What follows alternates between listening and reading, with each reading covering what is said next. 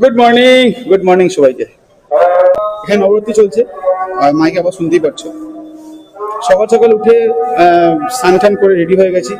Hotel, আমি এখন যে হোটেলটাতে আছি সেই হোটেলটার ডিটেলস আমি নিচে গিয়ে দিচ্ছি, দেখিয়ে দেবো হোটেলটা।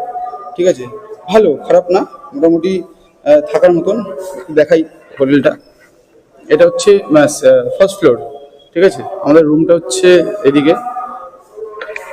তো মোটামুটি ভালো, 1200 টাকা নিয়েছিল, এসি রুম। ঠিক আছে, এই হচ্ছে রুমের কন্ডিশন। ঠিক আছে, এই হচ্ছে রুমের কন্ডিশন, এসি আছে, রেডি হয়ে গেছে আমার প্রায় রেডি হয়ে গেছে। এই হচ্ছে বাথরুম, যেটা মেনলি দেখার, বাংলা ইংলিশ মেলানো বাথরুম। ঠিক আছে, গিজার ফিজার কিছু নেই, যেহেতু এখানে গিজার লাগে না গরমের মধ্যে। চলো এবার বাইরে বেরাই, বাইরে বেরিয়ে তারপরে আবার মোটর বুকিং সেটাবে দেখা হচ্ছে সবার সাথে। আচ্ছা, বেরিয়ে পড়লাম হোটেল থেকে। তো এখন সবার আগে যাচ্ছি প্রান্তর গাড়ির মোবিল চেঞ্জ করাবে, ওটা চেঞ্জ করাবো। দেন আমরা ট্যাঙ্ক ব্যাগে জল ভরবো। কিছু খাওয়া দাওয়া করিনি, একদম সামনে গিয়েই করব। আর এখন রাইডিং জ্যাকেট কিছুই পরিনি, কারণ ওখানে যেহেতু প্রচন্ড গরম এই জায়গাটাতে, তাই আগে সামনে থেকে আগে প্রান্তর মোবিল চেঞ্জ করাবো, করিয়ে তারপরে আমরা একদম প্রপারলি জ্যাকেট পরে তারপর বেরাবো এখান থেকে।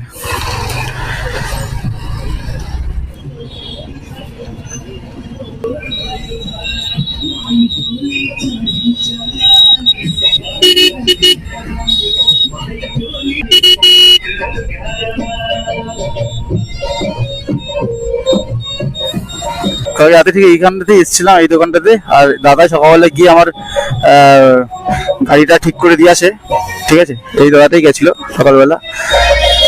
প্রান্তর গাড়ির কাজ হয়ে গেছে, মোবিল চেঞ্জ করে নিয়েছি। আর আমরা এখন যাচ্ছি হলো রাক্সল বর্ডার। এখান থেকে দেখাচ্ছে ওই 4 থেকে 5 মিনিট লাগবে, 2 কিলোমিটার মতন রাস্তা আছে, ওখানে যাব।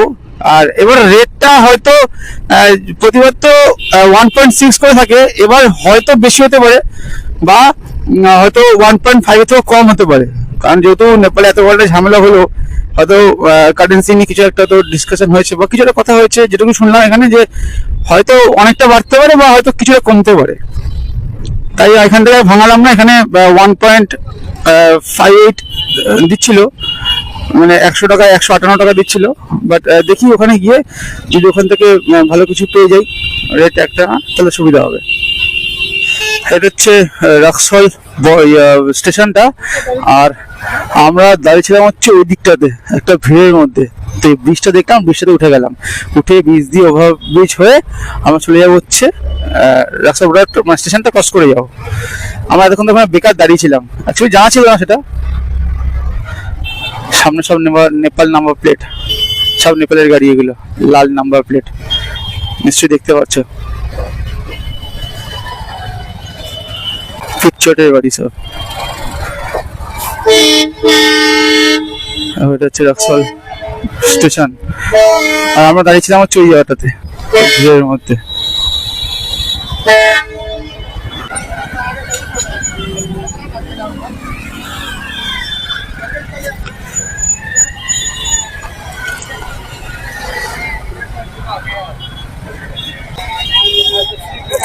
কারেন্সি এক্সচেঞ্জ করাতে হবে। রাক্সল সাইডে বললো, মানে বিহার সাইডে, ওখানে বললো 100 টাকা 160 টাকা, মানে 1.6 করে দিচ্ছে। তো দেখা যাক সামনে গেলে কত করে দেয়, আশা করছি।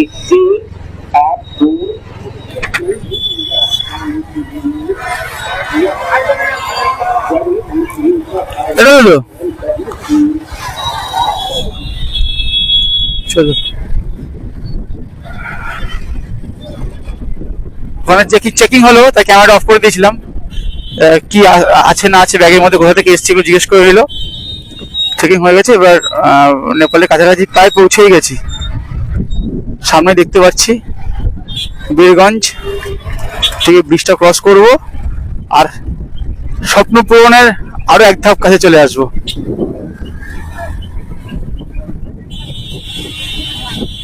জানি না কতটা ক্যামেরা দেখা যাচ্ছে, তবে সামনে জল জল করে উঠছে একদম নেপালের ফ্ল্যাগটা।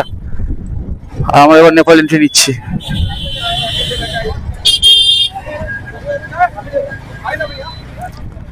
স্বপ্ন পূরণের আরো একটা ধাপ।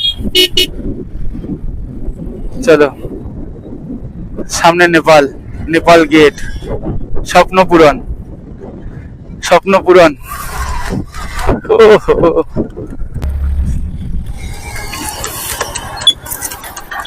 স্বপ্ন পূরণ, স্বপ্ন পূরণ।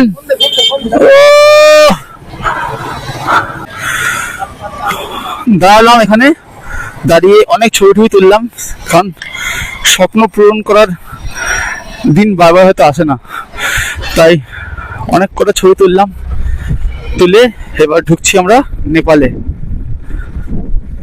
Welcome to Nepal. Nepal side, ওটা হচ্ছে ইন্ডিয়া সাইড। রক্সল থেকে ঢুকলাম, বিরগঞ্জে এসে উঠলাম। এবার আমরা ঢুকে যাচ্ছি হলো পারমিট অফিসের দিকে, যেটাকে বলেছে বীরগঞ্জের কাস্টম অফিস। আমরা ওখানে যাচ্ছি এখন, ওখানে গিয়ে বানসার বানাবো।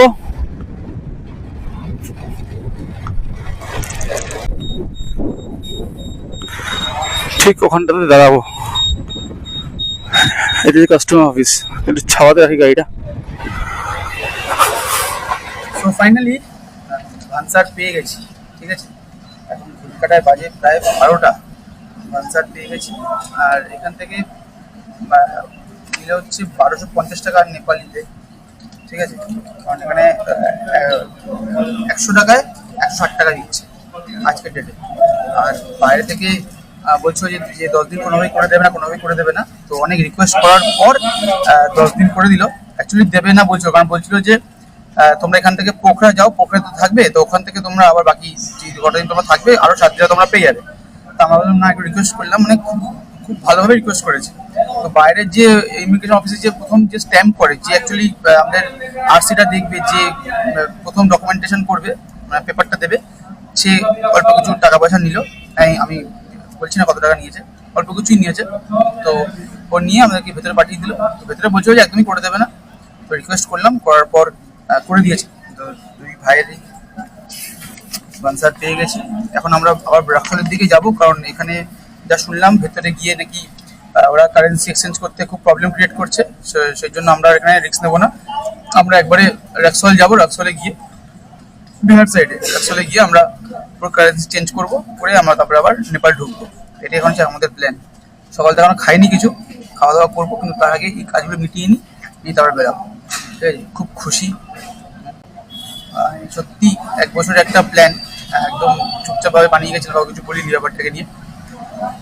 যাওয়া যাক, এবার নেপালে ঢোকা যাক। ঠিক আছে, চলো কারেন্সি এক্সচেঞ্জ করে নিচ্ছি। বলে দিচ্ছি কারেন্সি কত দিচ্ছে এখানে। রাক্সলে দিচ্ছে তোমার কিছু জায়গাতে 100 টাকায় 158 টাকা, কিছু জায়গায় দিচ্ছে 100 টাকায় 160 টাকা। আচ্ছা, সিম কার্ড নিয়ে নিলাম, সিম কার্ড নিয়ে রিচার্জ করে এলাম, 250 টাকা রিচার্জ করলাম।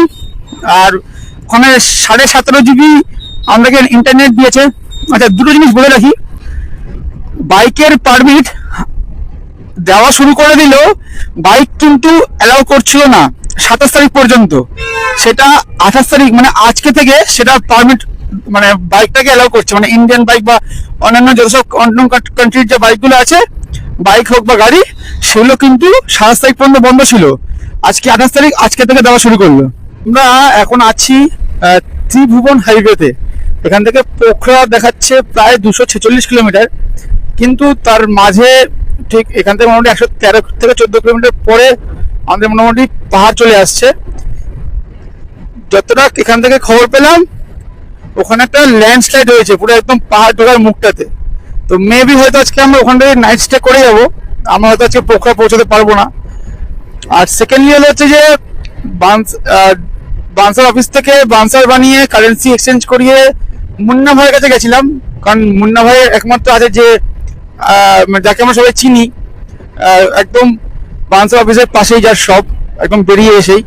তো তার কাছে গিয়ে সিম নিয়ে নিয়েছি, কিন্তু সে আমাকে একটা কথাই বলে দিল, যদি এখান থেকে সিম নেওয়ার পর যা নেট আছে যেটা যদি শেষ হয়ে যায়, আমি তাহলে আবার 200 টাকা রিচার্জ করে পুরো 1 উইকের জন্য আমি আনলিমিটেড নেট ইউজ করতে পারবো। ঠিক আছে। আর সেকেন্ড কথা হচ্ছে যে নেপালের পেট্রোল প্রাইস, অনেকে জিজ্ঞেস করে যে নেপালে পেট্রোলের দাম কত যাচ্ছে বা কিছু। নেপালে কিন্তু পেট্রোলের দাম ইন্ডিয়ার মতনই 106 টাকা করেই যাচ্ছে আজকে। আজকে বলে না, এটা এই রেটটাই চলছে এখন নেপালে। সকাল থেকে আমরা কি খেয়েছি? সকাল থেকে সাতটা আর আর সবজি চিপস আর জল জল। আমাদের 3 দিনে খাওয়া খরচা দুজন মিলে ম্যাক্সিমাম 500 টাকা খরচা হয়েছে, এর বেশি খরচা হয়নি, তাও হয়নি মনে হয়। ঠিক আছে, তো আজকে নেপালে ঢুকে একটু খাওয়ার দোকান দেখেছি, এখানে যাই না কি আছে, তো এখান থেকে খাবো। প্রচুর পরিমাণ খিদে পেয়ে গেছে, খেতে যাই, খিদে পেয়ে গেছে, কি খাবো দেখি।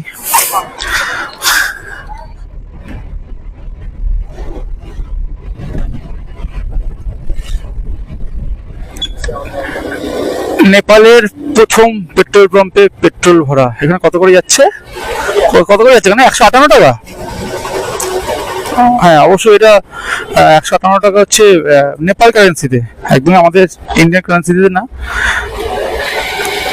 আমাদের ফুল ট্যাঙ্কি করলাম, সেটা নেপাল কারেন্সিতে 521 টাকা 76 পয়সা হয়েছে। কারণ তখন হিসাব নিকাশ করছে কত খরচাপাতি হয়েছে। ঠিক আছে, গরম লাগছে কিন্তু বুঝতে পারছি না উপর থেকে সবাই কেন সোয়েটার পরে নামছে, সোয়েটার জ্যাকেট। দেখলাম ওই যে সামনে একজন আসছে, এখানে একজন, দুজন, তিনজন সব সোয়েটার পরে রয়েছে। এই তো এখানে ভারত আছে, ভারত পেট্রোলিয়াম আছে এখানে।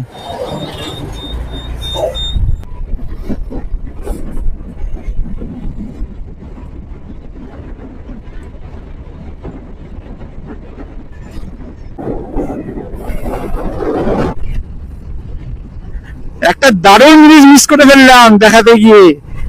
এখন আমি আছি মহেন্দ্র হাইওয়েতে, তো এটা পুরোটাই ফরেস্ট।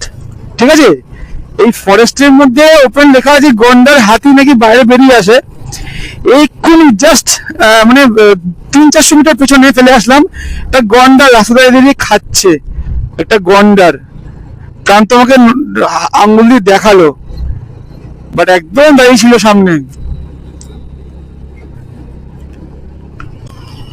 আমি রেকর্ড করতে পারলাম না মালটা, আগে আগে ইউটার্ন মারলে হয় একবার।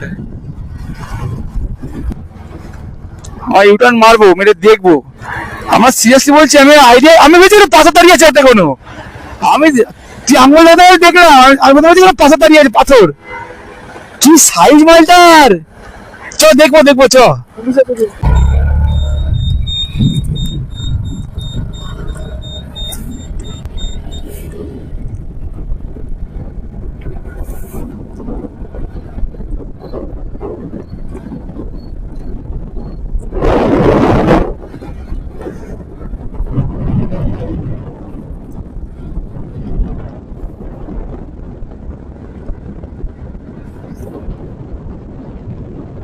আমরা আবার ইউটার্ন করলাম ওই গন্ডারটাকে দেখবো বলে।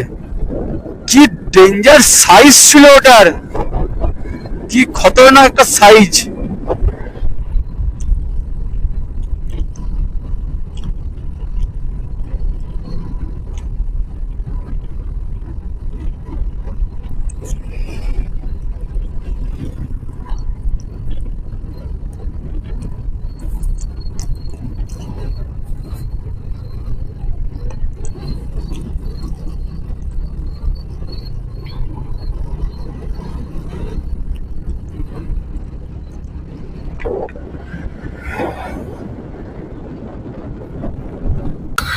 Full on adventure, full on adventure.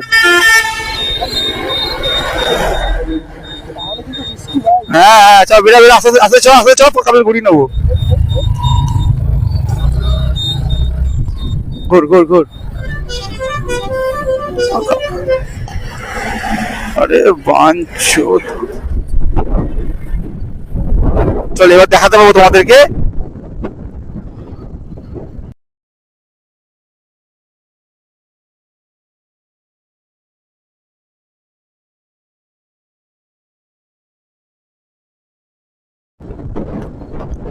কত বড় গন্ডার রাস্তা দাঁড়িয়ে রয়েছে পুরো, বাপরে।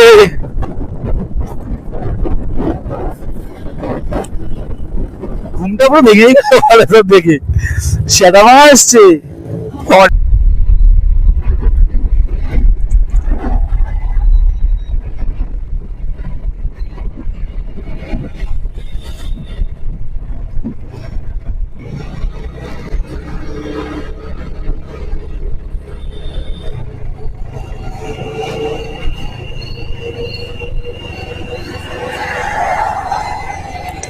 একটা বড় সমস্যা হয়ে গেছে, সেটা যে আমরা যে হোটেলটা বুক করেছিলাম পোখরাতে, সে এখন ফোন ধরছে না আমাদের।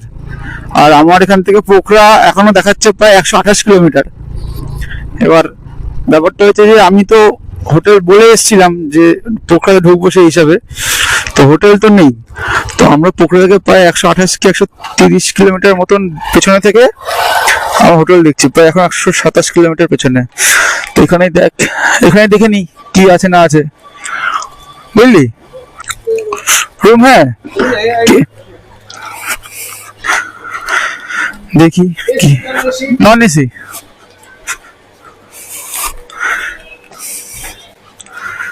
কি রুম আছে একটু দেখে নেবো, দেখে নিয়ে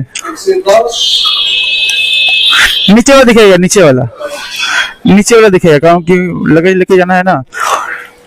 क्या क्या रेट चल रहा है अभी रूम का? नॉन एसी दिखेगा हमको, कौन देगा? चलिए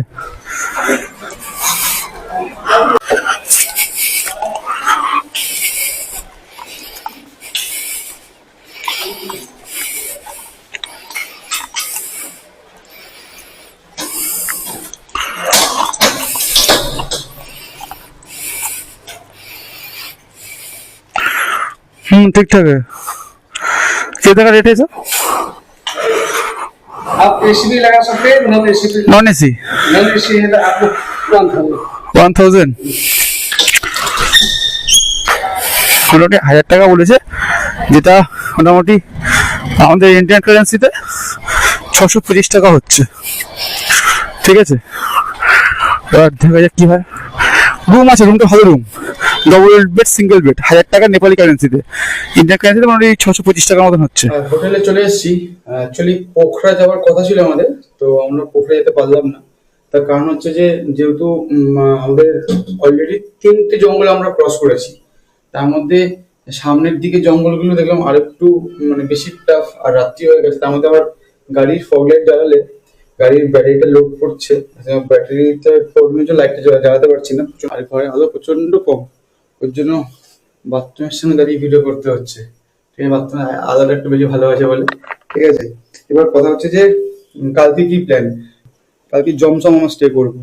ঠিক আছে, জমসমটা আমরা মেনলি টার্গেট নিচ্ছি স্টে করার জন্য। 5 থেকে 6 ঘন্টা লাগবে পৌঁছাতে এখান থেকে, যা টাইম দেখলাম। তো ব্লগটাও শেষ করতে হবে, দেখা হবে কালকে।